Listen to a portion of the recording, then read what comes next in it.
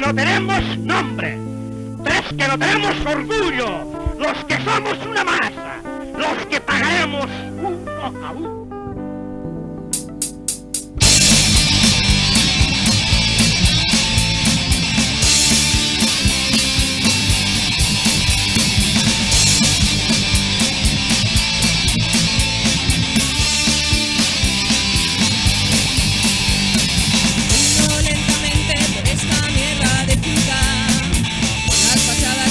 Yo busco tejados, voy siempre buscando quien me vende libertad. Me crecen las alas y voy fumado. Yo he perdido el tiempo y ahora sí me va a faltar. ¿Dónde están esos días, bendito pasado? ¿Dónde está mi gente? ¿Dónde la puedo encontrar? Me corto las venas y aparezco a su lado. Saco las fuerzas suficientes para andar y me paro para vomitar. Buenas tardes, vecinos y amigos. Estamos acá en Personas e Historias, primer programa de esta 2019, con un invitado que ha sido constante en venir al canal, en entregarnos su aporte, pero que ha estado ajeno de salir en las pantallas. Así que hoy día quisimos que nos acompañara en este nuevo programa y abrir la temporada con él, porque es un importante aporte a lo que está pasando hoy día en el campo popular. Me refiero a don Raúl Revillar Pino, profesor básico, ¿cierto? Convención en Historia y de adultos también, titulado en la Universidad Técnica en el año 75. ¿Sí? ¿Cómo está, don Raúl? Muy bien y muy grato estar nuevamente aprovechando este espacio que pocas veces uno le dan espacio. Sí, hay que ir generando esos espacios. Sí, es difícil. Cuénteme un poco para que la gente lo conozca más. Usted se titula el año 75. La vocación de profesor tiene que ver algo con su conciencia social, con algo que usted estaba viendo. ¿Por qué lo motiva a ser profesor? Sí, bueno, en esos tiempos es distinto a los tiempos actuales, porque se hacía una postulación y realmente llegaba gente que tenía vocación. Hoy día yo veo distinto, porque cualquiera entra a una universidad y sale con un título que no refleja realmente la vocación, sino más bien el lucro. Las posibilidades, las encuestas, por ejemplo, le ofrecen dinero, y prima más el dinero que la vocación. Bueno, es un poco como está nuestra sociedad hoy día. Sí, así es. Yo creo que en todos los ámbitos se da lo mismo. Sí, el capitalismo ha entrado bastante fuerte y hoy día más que la vocación es la generación de capital lo que importa mucho a los cabros, de repente, no a todos, pero muchas carreras se eligen hoy día por cuánto voy a ganar en el futuro. Sí, el presidente Piñera ha dicho que esto es como una industria, la educación, y eso no es así, es una cosa aberrante lo que dice el presidente. Exactamente. Además de ser profesor, usted se formó, me contaba fuera de pantalla, la vocación de escribir ha sido algo que ha ido creciendo y ha ido formándose también en el tiempo, no es algo que surge de inmediato. Sí, yo nunca pensé en escribir, pero dadas las circunstancias, en los tiempos vividos, uno se hace escritor con las vivencias diarias, con la gente común, con la gente de la calle. Yo siempre escucho, como dicen por ahí, la voz del pueblo, del vendedor ambulante, del comerciante, de los patrones, y eso da como para reflejar lo que es una sociedad en un tiempo determinado. Yo estoy leyendo acá en uno de sus libros que usted lo primero que publica es una selección de cuentos que se llama Vidas Marginales. Es un poco lo que me está diciendo ahí, ¿cierto? Sí, porque en esos tiempos eran tiempos durísimos. ¿Qué año escribe este libro, más o menos? Eran apuntes que yo después le empecé a dar forma de la vivencia diaria de los tiempos del PEN y del POJ. Había un gran desconcierto en la comunidad. La gente estaba desorientada porque no había política, porque con la dictadura no había nada, no se podía opinar, no había sindicatos, no había organizaciones sociales. Entonces el desconcierto fue tremendo. Y eso daba como para escribir. Son narraciones bastante fuertes que las que digo ahí yo. Son testimonios. Testimonio, correcto. Sí, porque más que cuentos, yo creo que lo que usted quiere reflejar acá es un poco el Chile de esos momentos. Estamos hablando del principio de los 80, 82, 84. Sí, yo pienso que la memoria histórica no se debe olvidar. Hoy día la nueva generación, muchos no saben lo que fue el PEM o el POG o las condiciones en que se vivía en ese tiempo. Ahora con el problema de Venezuela, por ejemplo, se está viendo que allá es al cubo el descalabro que hay. Eso es lo importante, de que esos tiempos se vivieron y aquí muchas personas lo han olvidado, otros la ignoran, otros no lo saben, porque los textos le echan tierra a esto.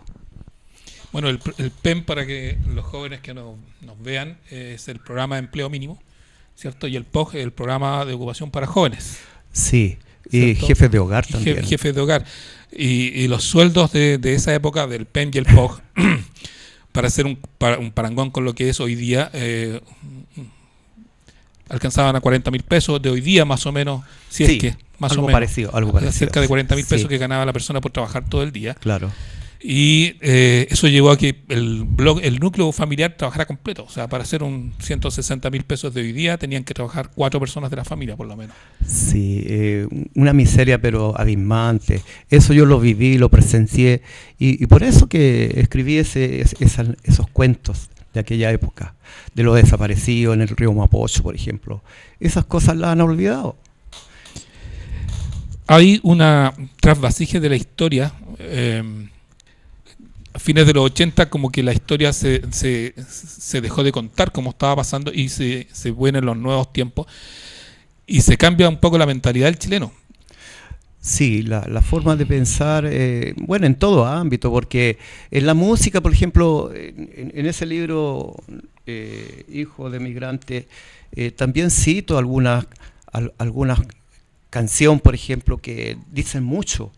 Jorge González, por ejemplo, en la época de los 80, para mí fue una gran persona, un visionario, y reflejó esa realidad. El pateando y de ahí piedra. se colgó una generación de los que patean piedra. Justamente, Claro. el baile de los que sobran. Claro, también, y que se vayan del país, invita a irse del país a todos estos personajes que se empoderaron. Hoy día se emplea esa palabra, empoderar. Empoderar, yo creo que fue poco lo que reflejó la realidad de los chilenos. Habían dos Chiles que estaban como muy distanciados unos de otros. Había un Chile que estaba dirigiendo, que estaba muy en otra con respecto a la realidad de las grandes masas que estaban siendo dirigidas por ellos. Sí, los medios de prensa, por ejemplo, la radio, la televisión, era unilateral. Es decir, no había ninguna radio, ningún medio, ninguna televisión, por ejemplo, un sábado gigante, enajenada a la gente. Yo recuerdo que en esos años, en dictaduras, había medios de comunicación, habían por lo menos dos tendencias dentro de los medios de comunicación. Uno que era lo establecido por lo que lideraba el Mercurio, el canal, la TVN, 60 Minutos y todo eso. Pero paralelo a eso había así una prensa que estaba comprometida con las luchas de la gente. Recuerdo la Radio Umbral, por ejemplo, la radio chilena, que era del Vaticano, ¿cierto? O sea, de la iglesia. Estaba el Fortín Mapocho, estaba prensa escrita, hoy, análisis también. Análisis, cosa que hoy día no existe. Sí, cada vez el ciudadano, porque ya está amenazado ya. Yo leí El Ciudadano y ya como que Punto Final, por ejemplo, lo cortaron. Lo asfixiaron. Lo asfixiaron. Claro, desapareció. Es un diario con historia que entregaba mucha información, mucha cultura, sobre todo cultura política, que es lo que falta aquí. Bueno, lo vemos diariamente y cada vez está más tecnificada la política. O sea, cada vez nos hicieron creer que había que entregar el hacer política a los especialistas y desmovilizaron con eso parte de lo que la gente había organizado, de lo que se había organizado. Usted nos ha traído alguno de sus libros. Aquí tenemos Vidas Marginales, para que la cámara es el libro del que estábamos hablando y que tiene relación, como decíamos, con las experiencias de vida de los años 80, ¿cierto? Así es, sí. después de este libro viene otro libro más que tiene que ver con el gallo Claudio, si no me equivoco, que el gallo Teo Claudio. y el gallo Claudio, sí. Sí, él se llama Teo y el gallo Claudio. El gallo Claudio, para que la gente lo sepa, es un dirigente que era de este sector. Sí, es de este sector. Bueno, el primer libro yo hablo de la dictadura, de lo que acontecía, de muchas cosas fuertes. Obviamente que ahí me exoneraron. Y después escribí Teo y el gallo Claudio, donde hablo de la concertación, de la descomposición. Pero en un reportaje por ahí en una revista me pusieron la corrupción de la concertación. Y bueno, y me volvieron a despedir. Y estábamos en democracia. Entonces, esos son... O sea, sus libros han sido su finiquito. Claro, así es la cosa, y Bueno, cada vez se cierra más el círculo. En ese libro, Vidas Marginales, también hablo de la educación, porque en ese tiempo la educación estaba toda dirigida por la dictadura. Habían directores vitalicios. designados. Bueno, Designados y vitalicios. claro, y las Entonces, universidades tenían los rectores designados. Claro. Entonces, eso, bueno, son cosas que sucedieron. Y yo creo que hay que recordarlas porque hoy día la educación también está pasando está pasando por lo más caótico que puede haber. Se nos acaba de poner a llover aquí en el set. Sí, la educación es una batalla estratégica dentro de lo que es un país. O sea, Sí, pues yo. no olvidemos que en dictadura el rector de la Universidad de Chile, Federici, cuando asumió se dejó caer en paracaídas porque era un comando paracaidista y llegó a la rectoría desde el cielo, cayó como un iluminado con un mensaje subliminal para los alumnos. Hoy día son todos civiles, pero tienen una doctrina que es muy similar, me parece, el mercantilismo. Sí, mire, en el último libro yo hablo por ahí una expresión que digo de que los nazis fueron especialistas en la educación. Sí. Sí. Ellos tuvieron mucha visión los nazis para reformar la educación. Desde los niños de chiquititos idolatraban a Hitler y su sistema. Sí. Este libro es Hijo de Emigrantes. Hijo de Emigrantes, usted me decía que tiene la particularidad de que ha sido reconocido, por ejemplo, por Le Monde Diplomatique en su resumen. Sí, pero ahí hay un artículo que semeja mucho a las expresiones que yo ahí digo. Eso fue el año pasado. Y en el último Le Monde Diplomatique también habla del patio trasero de Estados Unidos, es decir, que es, en este caso Chile y todo el continente. O sea, todo el continente es Sí. el gran patio que tiene como para hacer un asado los gringos. Los movimientos migratorios no es nuevo, no es una novedad, es algo constante dentro de la sociedad, pero en el último tiempo los movimientos migratorios han tocado Chile, que tenía la cordillera como gran frontera para pasar a Chile. Hoy día la realidad es distinta porque vemos que hay una población flotante de migrantes que se han integrado a la vida nacional. Vemos 200.000 haitianos, 300.000 colombianos, 500.000 venezolanos. Hay casi 1 millón y fracción de migrantes. ¿Y esto a qué lo atribuye usted? ¿Habla un poco de esto de la migración forzada o es una migración pensada? Es que las políticas neoliberales ya están tocando fondo. Están tocando fondo.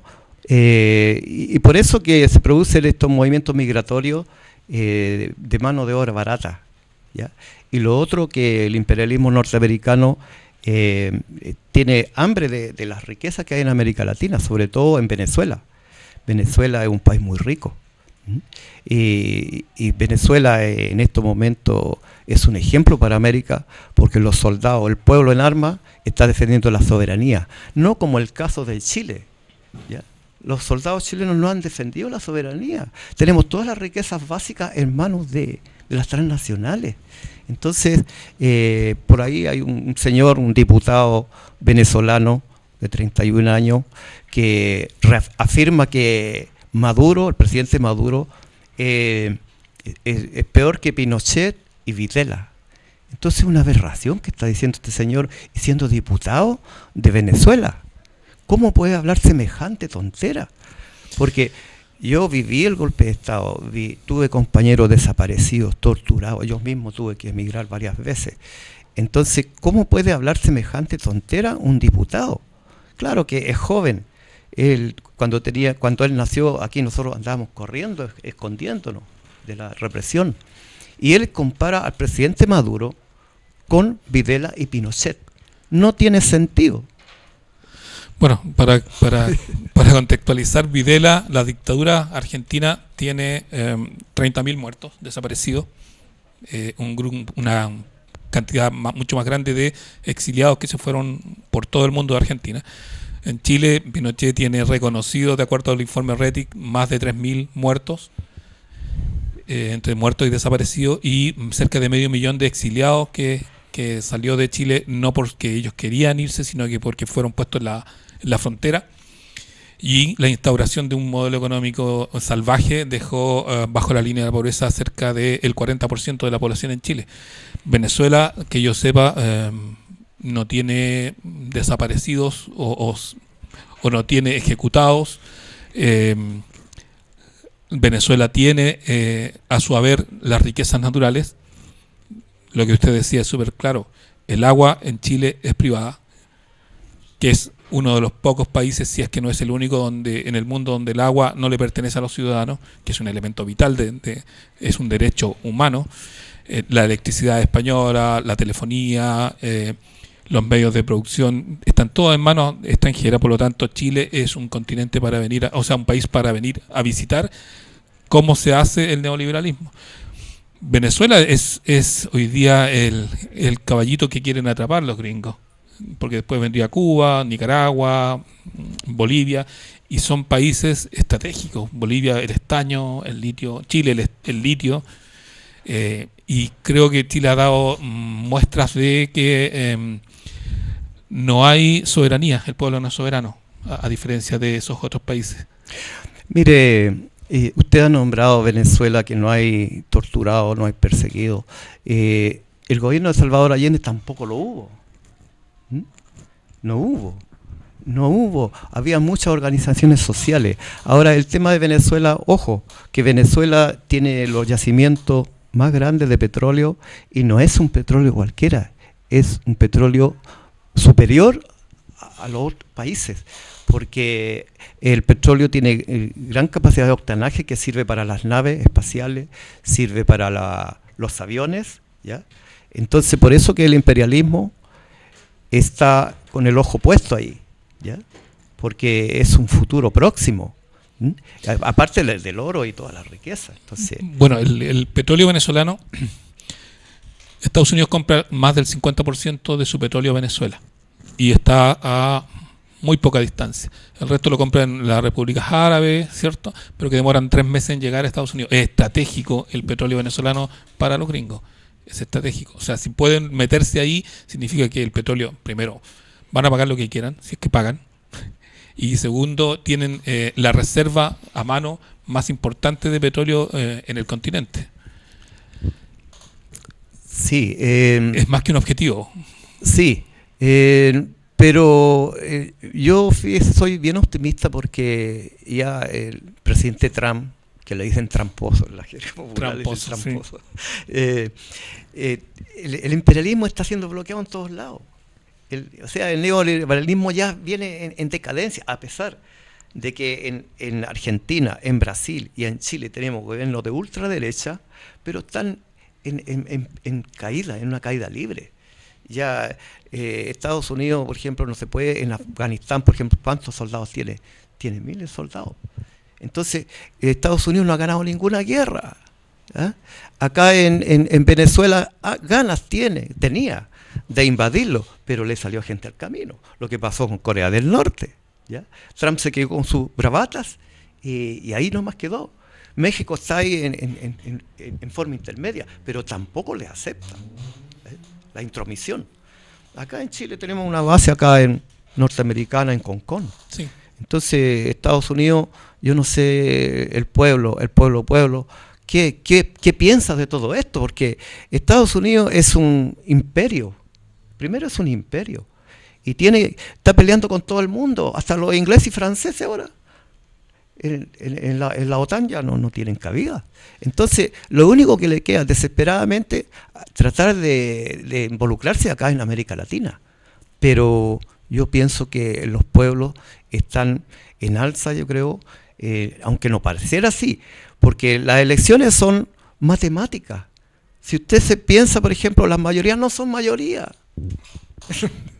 ¿O no? Son mayorías relativas.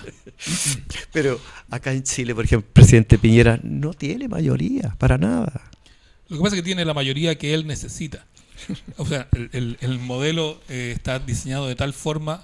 El otro día estaban dando esta noticia y me pareció bastante interesante. El modelo necesita que cierta cantidad de gente vote por él para legalizarlo. Y las elecciones a nivel mundial hoy día se están ganando con un 20, un 25% del electorado que puede votar. Ese es el que vota y es el que está justamente a favor de ellos. No le interesa que vote toda la gente, porque si votara toda la gente y estuviera consciente, otro gallo cantaría. Sí, pero mire, las elecciones, yo pienso que dicen por ahí que la fruta cae de madura. Acá, por ejemplo, el neoliberalismo no tiene solución, no hay solución, no da solución. Ahora, yo pienso en los partidos que se dicen de izquierda algunos, ¿qué soluciones están dando? ¿Qué alternativa? ¿Qué sacamos con la movilización de los más AFP, las feministas? Podemos llenar, pero ¿qué pasa? ¿Qué están proponiendo? ¿Una reformita? No proponen nada. Los partidos políticos, el Partido Socialista Radical, PC, por ejemplo, Democracia, ¿qué proponen? ¿Qué proponen? No proponen nada. Entonces, no están mirando una solución. Acá los problemas se van agudizando más. Lo mismo que Brasil. Brasil es la mitad del continente. Ojo, la mitad del continente. País grande, problemas grandes. Y el neoliberalismo no da solución. El señor Bolsonaro, ¿qué solución va a dar? No tiene. En Argentina tampoco tienen solución. Bueno, hoy día salían las estadísticas de que cerca del 40% de la población en Argentina es pobre. Hay un 30% que está bajo la línea de la pobreza y un 7% de indigencia. O sea, un país que podría ser muy rico fue fracturado en su crecimiento en los años 60 y fue entregado al neoliberalismo. A nosotros también nos pasó lo mismo. Somos un país pequeñísimo. O sea, somos 17 millones de habitantes. Si pensamos en países como Estados Unidos, como Japón, como Rusia, somos una ciudad de un país grande. No alcanzamos a hacer eso. Pero tenemos elementos que nos permiten tener alguna esperanza. Tenemos las reservas de agua más grandes casi del mundo que están acá en los campos de hielo, la Antártida. Tenemos el cobre, tenemos litio y tenemos todos esos elementos que pueden ser muy peligrosos para nosotros si no los sabemos cuidar. O sea, peligroso en el sentido de que el imperio, cuando se acabe donde ellos están sacando, van a venir a sacar acá. ¿Y qué va a pasar con la población? O sea, ¿cómo ve usted la conciencia de la gente? ¿Está muy enajenada? Mire, acá hay varias cosas que hay que pensarlas. Por ejemplo, en la parte de política, por ejemplo, una política educacional, económica, es un desastre. Ahora, si miramos la otra parte, que es el pueblo mismo, por ejemplo, con toda la corrupción que hemos estado siendo testigos nosotros, da para pensar. El problema de la decadencia de la iglesia, por ejemplo, es terrible porque la mitad de Chile ya no cree en la curia romana. Entonces ese es algo pero que nos va a traer una tremenda cola, porque la gente creyente ya no va a ir a misa pensando que el cura es un corrupto.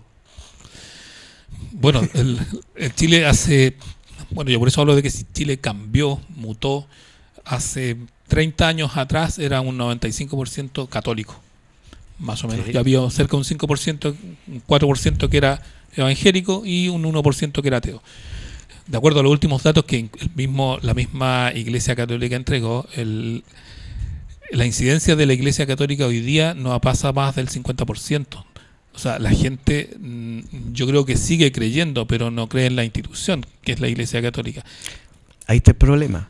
Porque si la gente deja de creer, por ejemplo, en los personeros, en la curia, por ejemplo, en los representantes de Dios en la tierra, ¿en quién va a creer? Ese es el tema. Ese es el tema, que a los niños de chiquitito a nosotros nos enseñaron del cristianismo, pero ahora eso ya como que está out, ¿ya? Entonces, ¿pero en qué va a creer la gente? Tiene necesidad de creer. Entonces ese es un paradigma que cuesta. Ahora, si le agregamos a eso el problema de la corrupción de la droga, por ejemplo, un tema tingente, la droga, ¿ya? La droga que está destruyendo a nuestra juventud. Yo en el programa anterior hablaba de los portonazos, pero ahora la cosa va más grave, porque los niños a temprana edad ya andan delinquiendo, porque no tienen un referente que lo que es la religión, no tienen un referente lo que es la política, lo que es la honestidad, ¿ya? Lo que es la vocación. Aquí no solamente en educación, sino que en todos los profesionales existe una falta de ética. El puente Caucao, imagínense, los ingenieros lo pusieron al revés. ¿Será un reflejo de nuestra sociedad? Que uno va por un lado y otro para la otro. parte judicial horrible. Sí, lo que pasa es que la parte judicial tiene herramientas que los mismos políticos tendrían que modificar, pero que no se modifican. O sea, las puertas giratorias de la cual hablaba Piñera, ellos mismos las generaron. No sé, quien hoy día delinque, si fueran más yo creo, más fuertes las leyes, una parte de ellos también estarían presos. Claro. Yo pienso que aquí la viga maestra de todo el país es la Constitución. Ya. Todavía estamos con la Constitución de Pinochet. Ahora los gobiernos de la concertación le hicieron una remozadita, un barniz, pero quedó igual. Y peor. Entonces, ahora la Constitución, no han hablado mucho los voceros, los que dirigen las movilizaciones, no han hablado mucho de eso. Entonces, eso es la pieza clave. Lo otro, la AFP, por ejemplo. La AFP, yo sacaba cuenta con un amigo, la cantidad de millones, no son millones, son billones. Entonces, el presidente Piñera, claro, quiere darle una manito, pero dejarle igual. O sea, no quiere terminar con la AFP, quiere construir, por ejemplo, una AFP estatal. Que dice que el libre mercado se va a regular solo porque a mayor competencia, mayor regulación del mercado, la autorregulación. Bueno, es una mentalidad netamente capitalista. O sea, los problemas se resuelven agudizando los problemas. Yo creo que si podíamos hacer un reality que donde estuvieran estos mismos personajes por un mes viviendo con el sueldo honesto y aún así no entenderían cuál es la problemática. Entonces, ¿qué solución vemos? ¿Organización?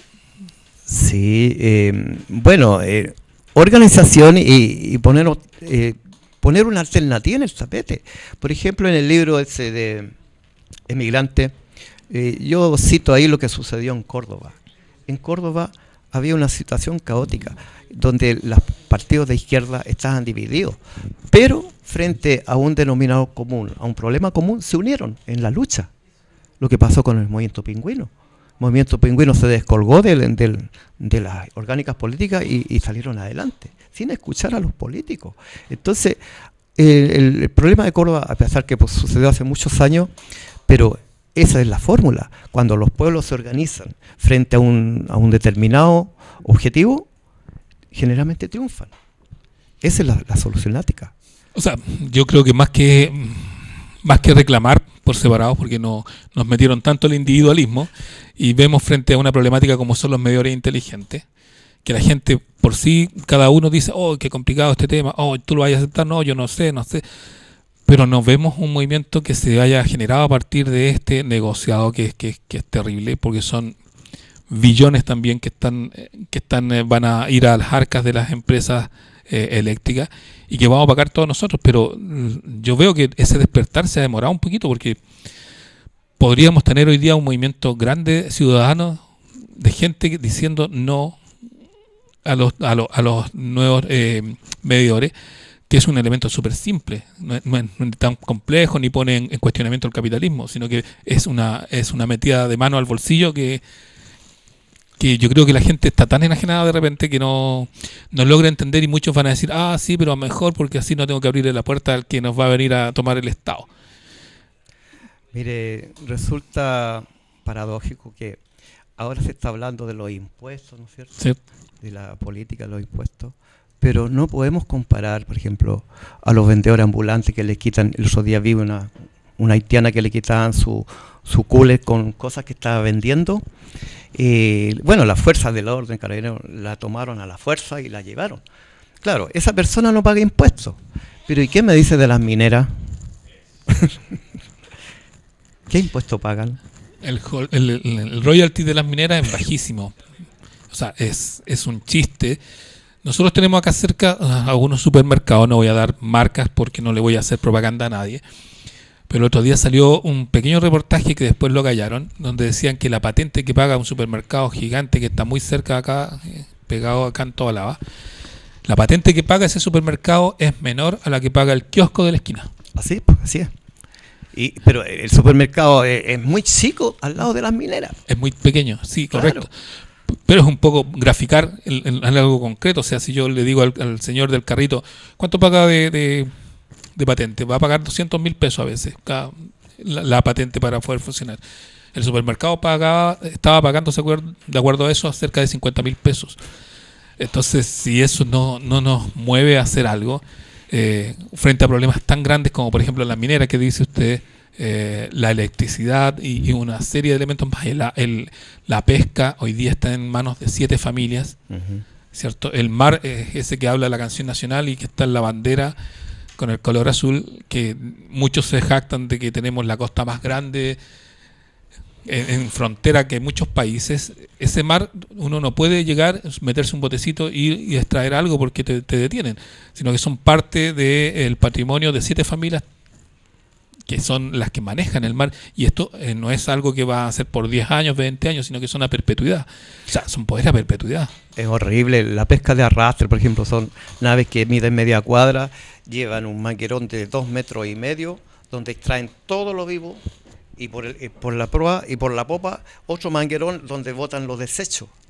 Entonces, no dejan nada para la pesca artesanal. Aquí en Chile, por ejemplo, comer pescado es casi un lujo. Exacto. Siendo que tenemos tanto mar, y el pescado y los mariscos son terriblemente caros. Muy interesantes los temas que estamos tratando. Don Raúl, 2 cosas. 1, viene un nuevo libro. Sí, ya lo tenía escrito, lo estoy remozando, y yo creo que en unos 4, 5 meses más estaría sacándolo. Aunque las condiciones económicas cada vez son más difíciles, porque acá en Chile hacer un libro es muy caro. Sí. Además que no se puede vender porque yo no pago impuestos. Ese es el problema. Entonces, pero yo voy a seguir escribiendo porque alguna vez tal vez pudiera yo editarlos todos para dar a conocer esto, porque es una secuencia desde el año 72 más o menos hasta la fecha. Ya, perfecto. Y en aras del tiempo del programa, no sé, me gustaría que si le puede entregar algún mensaje a quienes nos están viendo, para saber un mensaje que le permita entregar a los jóvenes, a las nuevas generaciones.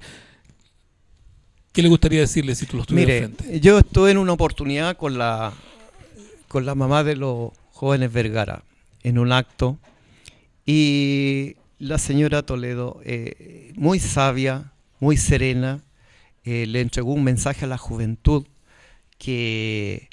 un mensaje de lucha, un mensaje de cariño hacia la gente y de superación.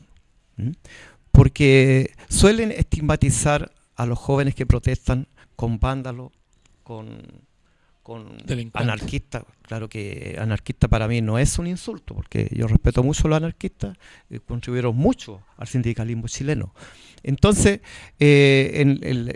esta nueva movilización del joven combatiente es un acto de lucha, por mejorar la sociedad. No son delincuentes, no son narcos. Son jóvenes inteligentes, jóvenes como la Universidad del Mar. ¿Qué le puede pedir usted a un joven de la Universidad del Mar que le jodieron la vida? Y muchos tienen que seguir pagando por algo que por algo que no van a no usar, tiene valor. no tiene No valor. tan solo ellos. Entonces, esos no son jóvenes delincuentes, son gente joven. Todos cuando somos jóvenes tenemos más energía, ¿ya? Para decir las cosas. Entonces, que no se confunda con esto de los narcos, de los voladores de luces, de los balazos. No se confunda con los jóvenes revolucionarios, con los jóvenes, los pingüinos, por ejemplo, también a los jóvenes se les trata mal. Ellos están luchando por algo que ellos están viendo que no está bien. Bueno, ahí está la nueva ley de control de jóvenes y adolescentes. Don Raúl, ha sido muy, muy interesante conversar con usted, que nos visite y que nos traiga su trabajo. Nos gustaría seguir conversando, así que lo dejo invitado para un nuevo programa donde podamos seguir con estos temas. Y nada, pues decirle a la gente que sus libros, si alguien los quiere, también a través nuestro también puede llegar a usted, por si alguien los quiere leer y quiere adquirirlo. Sí, yo voy a dejar algunos ejemplares acá para que, si se interesan, que es un aporte, humildemente un aporte, porque yo tampoco me creo escritor, soy un narrador y punto. Soy un ciudadano de a pie, nada más.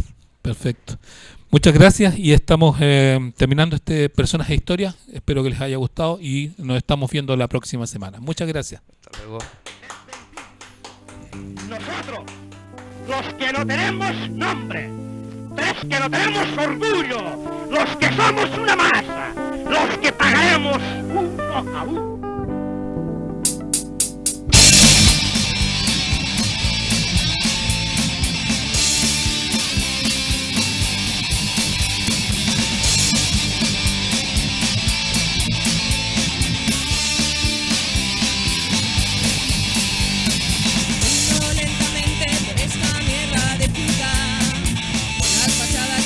Yo busco tejados, voy siempre buscando quien me vende libertad. Me crecen las alas y voy fumado. Yo he perdido el tiempo y ahora sí me va a faltar.